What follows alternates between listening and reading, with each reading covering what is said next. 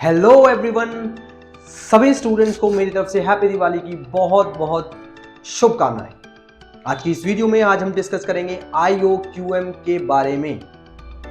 IOQM की last minute strategy क्या हो सकती है, मैं 5 पॉइंट शेयर करूंगा। 5 पॉइंट्स किस तरीके से आपको प्रिपेयर करना है लास्ट मिनट में। काफी सारे स्टूडेंट्स मुझसे पूछ रहे हैं कि सर किस तरीके से अब मैं प्रिपेयर करूं, मुझे सिर्फ NCERT आती है तो मुझे क्या करना चाहिए, मैंने IIT पियर्सन के कुछ क्वेश्चंस किए हुए तो अब मुझे क्या करना चाहिए, मैं OCAPS करता हूं तो मुझे कुछ समझ नहीं आता। तो इस वीडियो में आप सभी को अपने आंसर्स मिल जाएंगे। सभी लोग इस वीडियो को देख के मुझे बताएं कि क्या आपने उन चीजों को फॉलो किया है और फॉलो करने के बाद क्या आपको रिजल्ट भी मिला है। तो आइए सभी स्टूडेंट्स, मैं स्टार्ट करता हूं इस वीडियो को। तो जितने भी स्टूडेंट्स IOQM का फॉर्म फिल कर चुके हैं, 30 अक्टूबर इसके एग्जाम की डेट है, तो सभी लोग पूरी तरीके से प्रिपरेशन कर रहे हैं।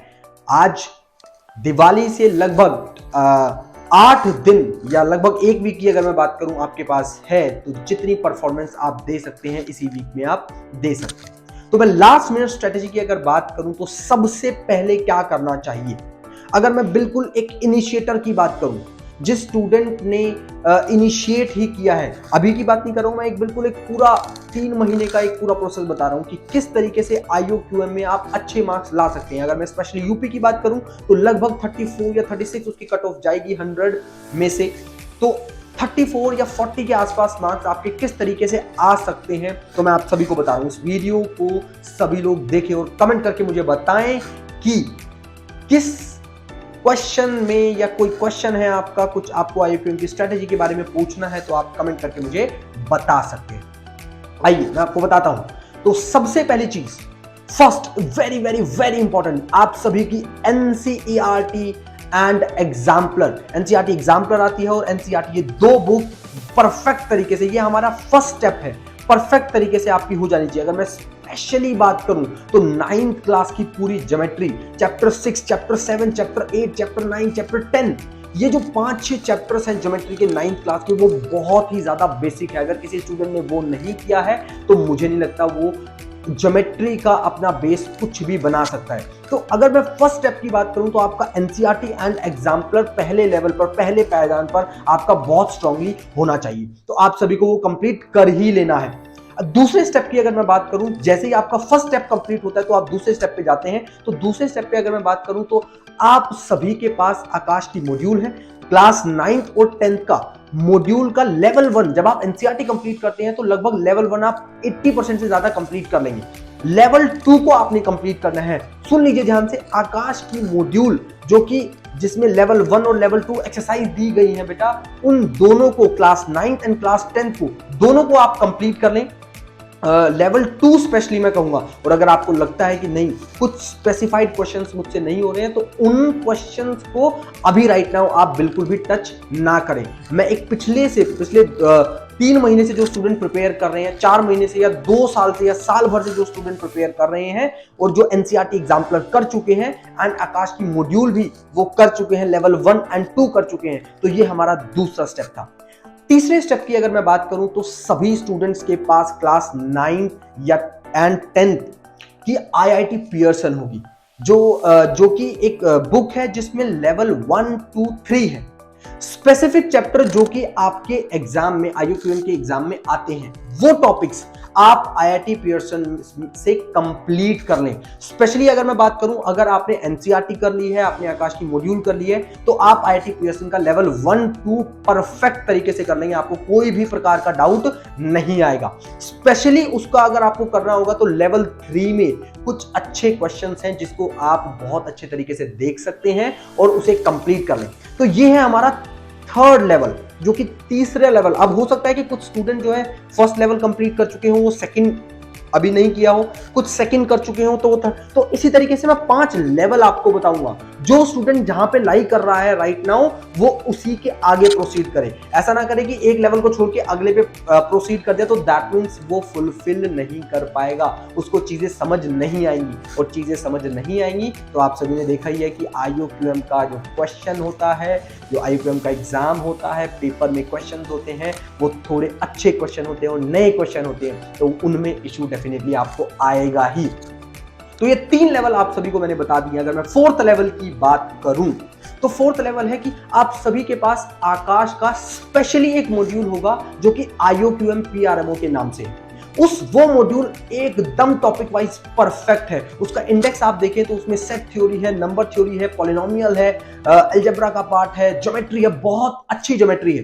तो ये पूरा पार्ट जो है, ये जो सारी चीजें हैं, आकार मतलब 4th लेवल पे आपको क्या करना है, आकाश की जो मॉड्यूल है स्पेशली IOQM एंड PRMO की मॉड्यूल जो है बेटा, उसको आप पूरी कंप्लीट कर लें। मतलब जो स्टूडेंट्स ये टॉप 3 लेवल्स कंप्लीट कर चुके हैं, तब वो जाके आकाश की मॉड्यूल जो कि स्पेशली IOQM की मॉड्यूल है, उसके बाद उसके क्वेश्चंस करें, उसके एग्जांपल्स करें, उसकी एक्सरसाइज करें, टॉपिक वाइज उसकी एक्सरसाइज करें। तो मुझे लगता है कि वो जो लेवल 4 मतलब IOQM की जो मॉड्यूल है, आप काफी अच्छे से कर सकते हैं। और आपके जो डाउट्स है, डेफिनेटली डाउट्स आपके आएंगे, बट डाउट्स की जो क्वांटिटी होगी वो आपकी रिड्यूस होती जाएगी, रिड्यूस होती जाएगी, रिड्यूस होती जाएगी। 4th लेवल में एक और चीज है जो कि आपको आकाश में ही ओ कैप्स मिले हुए हैं, आपको लगभग 11 ओ कैप्स मिले होंगे। आप लोग क्या करें, ओ कैप्स को उठाएं और उसके सभी क्वेश्चन ट्राई करें कि किस तरीके से वो क्वेश्चंस हो रहे हैं। बस आप अपने पास आंसर की रखें, सॉल्यूशन आप अपने पास बिल्कुल भी ना रखें, सॉल्यूशन को देख के ना करें। एक एग्जांपल के तौर पे मैं बताऊं, आपने कोई एक क्वेश्चन उठाया IOQM का ओ कैप से, आपने देखा कि वो हो रहा है नहीं हो रहा, आपने हाफ एन आवर उसमें इन्वेस्ट कर दिया, वेस्ट नहीं। इस बात को समझे, अगर आप किसी क्वेश्चन को टाइम देते हैं, 30 मिनट टाइम देते हैं, तो बेटा वो वेस्ट नहीं है, वो इन्वेस्टमेंट है आपकी। क्योंकि आपने उस क्वेश्चन को 30 मिनट दिए, आपने 10 तरीके से वो क्वेश्चन ट्राई करने की कोशिश की, बट वो नहीं हुआ। तो अगर वो क्वेश्चन नहीं हुआ, बट आपको ये तो पता लगा कि जो 10 तरीके हैं, वो जो 10 तरीके आपने अप्लाई किए, उस तरीकों से ये क्वेश्चन नहीं हो सकता, तो कहीं ना कहीं वो टाइम आपका वेस्ट नहीं हुआ है, आपका वो टाइम जो है बेटा, वो इन्वेस्ट हुआ है। तो आप सभी लोग उसको इन्वेस्टमेंट समझे। Are you getting my point? Very good. तो ध्यान से समझे इस पॉइंट को। तो ओ कैप्स में आपने क्या किया बेटा, उसके क्वेश्चंस को कंप्लीट किया, और आपको जितने क्वेश्चन लग रहे हैं कि भाई हाँ हो सकते हैं, आधा घंटा आपने जैसे उस क्वेश्चन को दिया था, वो नहीं हो पाया, फिर आप उसका सॉल्यूशन अभी भी ना देखें, आप उसका आंसर की देखें। एक टाइम दें अपने आप को, 10 मिनट, 15 मिनट या आधा घंटा। उस टाइम में आप कहीं कुछ और करें चीजों को, और फिर दोबारा नए तरीके से, नए फ्रेशमेंट तरीके से आप उस क्वेश्चन को ट्राई करें। और अगर आप उस क्वेश्चन को ट्राई कर पाते हैं, आपका हो जाता है, तो very good. Otherwise at the end आप उसका सॉल्यूशन देखिए कि किस तरीके से उसका सॉल्यूशन प्रोसीड किया गया है, और फिर आप वो चीज चेक करें कि हमें क्या अप्रोच लगानी थी। The approach is very much important in IOQM type of examinations. अगर मैं 5वें लेवल की बात करूं, तो 5वां लेवल उन स्टूडेंट्स के लिए बहुत ज्यादा इंपॉर्टेंट होने वाला है जो कंटिन्यूअसली 100 में से अपने मॉक टेस्ट में लगभग 50 के आसपास मार्क्स लेके आने वाले। तो जो 5वां लेवल है वो टॉपिक वाइज लेवल है। जब आप 4 लेवल कंप्लीट कर लेते हैं, तो इसके बाद आप ये डिसाइड करें कि नंबर थ्योरी, पॉलिनोमियल या अलजेब्रा की अगर मैं बात करूं, एंड ज्योमेट्री या PNC, आप इन 4 या 5 टॉपिक में से कोई भी 2 टॉपिक ऐसे सेलेक्ट करें जिसमें कि आपको ये लगता है कि मैं परफेक्ट हूं, मेरी एक परफेक्शन है। एग्जाम्पल के तौर पे आप number theory and geometry select कर सकते हैं। अगर आप geometry and number theory example के तौर पे आप सेलेक्ट करते हैं और आप प्रोसीड करते हैं कि ये तो मेरा परफेक्शन होना चाहिए, तो इसका मतलब ये है कि इन 2 टॉपिक से रिलेटेड जितने भी क्वेश्चन आपके एग्जाम में आएंगे, आपके IOQM के एग्जाम में आएंगे, आपको ये एश्योरिटी लेनी है कि मुझे सारे के सारे क्वेश्चन जो हैं इस टॉपिक के, इन 2 टॉपिक्स के सभी क्वेश्चंस मुझे भरपूर तरीके से कंप्लीट करने हैं। मतलब एक भी क्वेश्चन ऐसा नहीं बचना चाहिए इन दोनों टॉपिक्स का जो आपसे ना हो। अब ये दोनों में परफेक्शन कैसे आएगी? एग्जांपल के तौर पे मैं आपको बताता हूं। जैसे आपको लगता है कि नहीं, ये 4 लेवल कंप्लीट करने के बाद मेरा ज्योमेट्री में एक इंटरेस्ट आया है, मुझे ज्योमेट्री और अच्छे तरीके से करनी है, तो ज्योमेट्री की एक बुक मैं आपको सजेस्ट कर रहा हूं, उसका नाम है प्री कॉलेज मैथमेटिक्स। तो प्री कॉलेज मैथमेटिक्स को आप, वो कृष्णमूर्ति की बुक है, प्री कॉलेज मैथमेटिक्स को आप उठाएं, उसका 3rd चैप्टर है, 6-7 एक्सरसाइज हैं, सभी क्वेश्चंस को कंप्लीट करें, तो आपका जो लेवल है वो अपने आप ही ग्रेड अप होगा और बहुत अच्छे तरीके से आप चीजें कर पाएंगे। जैसे अगर मैं ट्रिग्नोमेट्री की बात करूं, तो ट्रिग्नोमेट्री में आप SLO नहीं उठाएं, नंबर थ्योरी में भी आप कृष्णमूर्ति की बुक उठा सकते हैं। ऐसी 4-5 बुक्स और भी हैं जो कि मैं डिस्क्रिप्शन में डाल दूंगा और आप सभी को बता दूंगा, ठीक है? तो उन सभी से आप क्या कर सकते हैं, प्रोसीड कर सकते हैं, डेफिनेटली कोई भी इशू नहीं आएगा। तो ये आपका 5वां लेवल है कि जो स्टूडेंट्स ने 4 लेवल को कंप्लीट किया बेटा, 4 लेवल को कंप्लीट करने के बाद आपने देखा क्या देखा? आपने देखा कि मेरा जो इंटरेस्ट है वो 2 टॉपिक्स में बहुत ही ज्यादा है। मतलब और टॉपिक्स भी आपको आते हैं, आप उसके भी क्वेश्चन अटेम्प्ट करेंगे, पर ये 2 टॉपिक तो ऐसे हैं जिसमें आपकी परफेक्शन है, आपका स्ट्रॉन्ग है। आपने पूरी तरीके से ये कोशिश कर लेनी है कि जितने 24 क्वेश्चन मेरे IUQM के एग्जाम में आएंगे, 24 के 24 अगर उसमें से आपको लगता है कि नंबर थ्योरी एंड ज्योमेट्री, जो कि हमने एग्जांपल लिया था, नंबर थ्योरी एंड ज्योमेट्री के लगभग अगर मान लीजिए 12 क्वेश्चन आते हैं, या मैं आपको ऑलरेडी बताया हूं, ये 2 टॉपिक से लगभग आपका 40 से 45% का पेपर आता है। मतलब लगभग 50% भी हो सकता है कि आपका पेपर इन्हीं दोनों टॉपिक्स है। तो अगर आपने ये दोनों टॉपिक सेलेक्ट किए हैं तो आप क्या करें बेटा, आप जो है इसके क्वेश्चन की ये एश्योरिटी ले लें कि मुझे एग्जाम में जाते ही इनके क्वेश्चंस उठाने हैं, और जिसमें मेरा परफेक्ट दिमाग है, जिसमें मेरा दिमाग बहुत तेज चल रहा है, यही दोनों वो टॉपिक्स हैं, तो उसके क्वेश्चन सबसे पहले अटेम्प्ट करें। इससे होगा क्या? इससे क्योंकि वो जो क्वेश्चंस हैं, जो टॉपिक है वो आप उसमें परफेक्ट हैं, आपको उसको करने में इंटरेस्ट आता है, आपका कॉन्फिडेंस बढ़ेगा। जब आपके लगभग 6-7 क्वेश्चन वहां से हो जाएंगे IUQM के एग्जाम में बेटा, तो आपका जो कॉन्फिडेंस लेवल है वो अपने आप ही ग्रेड अप होगा।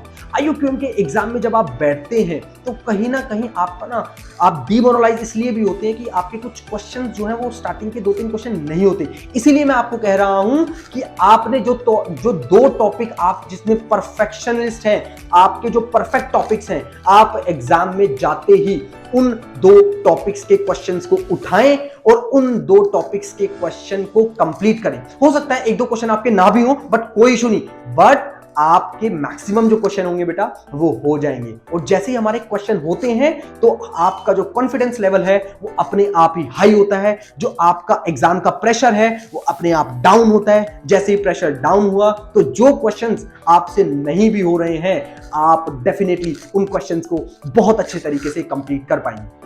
आप जब IUQM के एग्जाम में बैठे होंगे, उसके बारे में एक और बात मैं आपको बता देता हूं। आप एग्जाम में बैठे हैं, आपको लगा कि नहीं, मेरे को एक प्रेशर फील हो रहा है, मैं नहीं कर पाया तो कुछ क्वेश्चन मैंने कर लिया, तो ऐसे काफी सारे स्टूडेंट्स की क्वेरीज मेरे पास आए दिन आती है कि सर मुझे ऐसा लग रहा है कि मैं IUQM के क्वेश्चन नहीं कर पाऊंगा, क्योंकि हर बार वहां पे एक नया क्वेश्चन है, हर बार वहां पे एक प्राइम नंबर का नया क्वेश्चन है या लीनियर का नया क्वेश्चन है। कि नए क्वेश्चन को करने का ही तो तरीका पिछले 6 महीने से आप कर रहे हैं बेटा, यही तो प्रैक्टिस आप कर रहे हैं, यही तो अप्रोच आप कर रहे हैं। तो आप सभी को मैं बता देता हूं, आपने बिल्कुल भी प्रेशर फेस नहीं करना है। और प्रेशर कैसे डिक्रीज होगा वो अभी मैंने आपको बताया कि जब आपका कॉन्फिडेंस अप होगा। और कॉन्फिडेंस कैसे अप होगा बेटा, कि जब आपके क्वेश्चन उस एग्जाम में होंगे।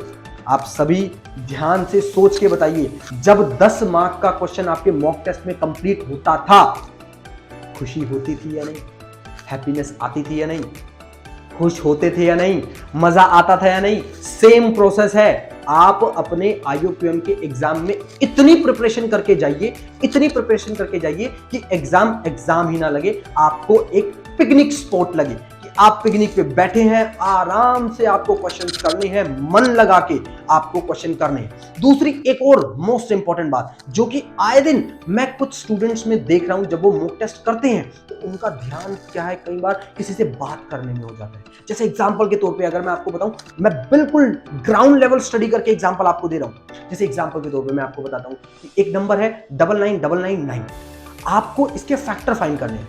तो आपने क्या किया, आपने उसको 3 से डिवाइड किया, 3 फिर 3 से डिवाइड किया, 3 1 1 1 1 1। अब आप फंस गए, आपने देखा कि 1 1 1 1 1 का तो और फैक्टर हो ही नहीं सकता। अब इसका फैक्टर हो नहीं सकता, अब फैक्टर इसका है या नहीं वो तो हम अभी बात करेंगे, बट आपके दिमाग में ये चल रहा है कि ये फैक्टर है या नहीं है, तो मैं किसी से पूछ लूं। जो ये प्रॉब्लम आप करते हैं कि किसी से पूछ लूं, आपका जो ध्यान इधर उधर भटकता है, वो आपको प्रेशर में डेफिनेटली लेके आएगा आपके एग्जाम में। आपने नहीं करना बेटा ये सारी चीजें, आपने 1 1 1 1 को आप शुरू हो जाओ, डिविजिबिलिटी क्राइटेरिया 1 से शुरू हो जाओ बेटा, 1 से डिवाइड नहीं हुआ, 2 3 4 5 6 7, इस तरीके से आप प्रोसीड करते रहो। डेफिनेटली बेटा, अगर आपको 20 तक आप गए, 25 तक आप गए, 40 तक आप गए, आपको लगा कि नहीं ये नहीं हो रहा है बेटा, आपको यही तो IUQM के क्वेश्चन है कि आपको और आगे बढ़ना पड़ेगा। तो इसका नॉर्मली स्टूडेंट को लगेगा कि इसका तो ये तो एक प्राइम नंबर है, ये तो फैक्टर नहीं है, बट जैसे ही हम इसको 41 से डिवाइड करते हैं तो ये एग्जैक्टली डिविजिबल हो जाता है और इसका फैक्टर मतलब 41 जो है वो फैक्टर आता है 1111 का। तो यही आपका जो टेक्निक है, आपको ये मतलब किसी और स्टूडेंट से आपने कोई चीज नहीं पूछनी है। ऐसा नहीं आप पूछने लगे, जैसे ही आप पूछेंगे तो वो आपका जो ध्यान है, आपका जो कंसंट्रेशन है वो ब्रेक डाउन हो जाएगा। और मैं बिल्कुल नहीं चाहता कि आप सभी का IOQM के पेपर के टाइम में 1%, बहुत 1% तो मैंने बहुत बोल दिया, 0.000000001% confidence and concentration ground level पे ले। मैं बिल्कुल नहीं चाहता हूं।